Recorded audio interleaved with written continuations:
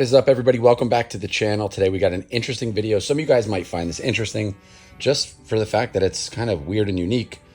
But some of you guys might find this useful because you might be in the same situation that I am in. This snake, we cut the egg open, but the snake never made it out of its little umbilical sac. So this snake, we cut the egg and he just kind of hung out, wouldn't break out of this little sac, and the blood vessels weren't really going away. So we left him kind of in this situation to see if he could eventually start to get out of here. But at this point, he's the only egg left in the crate. All the other eggs hatched, the snakes were out, they're in their own tubs, and this guy is just not ready to come out yet. So about 2 days later, we checked in on him and he broke out of the sac, but he still is laying in that same position and not leaving that sac. And underneath of him, you could almost see that very large umbilical sac still attached to him. So now we check on him a couple days later, still not absorbing his yolk sac. So that's connected to his umbilical cord, and then that's connected to his stomach. So we left him here for another day to see if he'll start to absorb that, or that'll start to go away. Now we're getting to the point where it's not getting any smaller, but you can tell that the snake is starting to get dehydrated because it can't leave and it can't access water. So if this was in nature, what would happen is the snake would just die because it's not absorbing the yolk sac and it can't really travel or get around. So it would basically just die of lack of water or dehydration, most likely. And there's a good shot there of the umbilical cord. So we figured at this point, we'll take him out of his egg box, put him in a tub, and now you can see how the umbilical cord is connected to that yolk sac. That's where all the nutrients come from for the baby snake. So at this point, now we've got to work on getting it removed. So what we're going to do, and I saw this video from Brian Gundy. He's a friend of mine who's been on YouTube well before I was into snakes. He's much, much, much older than I am. But anyway, I watched one of his YouTube videos, and I'm going to try to replicate exactly what he did and what he taught in his YouTube video. So if you guys don't find his video, maybe you'll find mine, and maybe it'll become helpful. So shout out to Brian Gundy for this. So we're just taking regular dental floss, and what we're going to do is lay the snake on it, and we're going to put the dental floss as close to the snake's body as we can, but still be on that umbilical cord.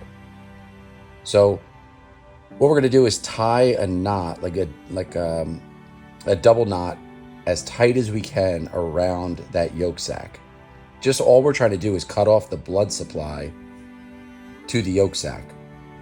And once you start to really cinch it down, you're going to see right where the dental floss is connected to the snake, that red pinkish umbilical cord will turn white. And then you're going to know that you tightened it enough where blood flow is no longer flowing through that dental floss. So we pull it nice and snug until it gets very white right in that area. And then we'll just put another knot on there just to secure it in place. And this is the first time I've ever had to do this in the 6 or 7 years that we've been breeding ball pythons. Man, I guess it's probably been like 6 or 7 years at this point. All right, so now the dental floss is in place on our snake. And what I ended up doing was I put a second one right on top of it, or actually just below it, just because I was getting a little bit nervous. Like, what if it's not on tight enough?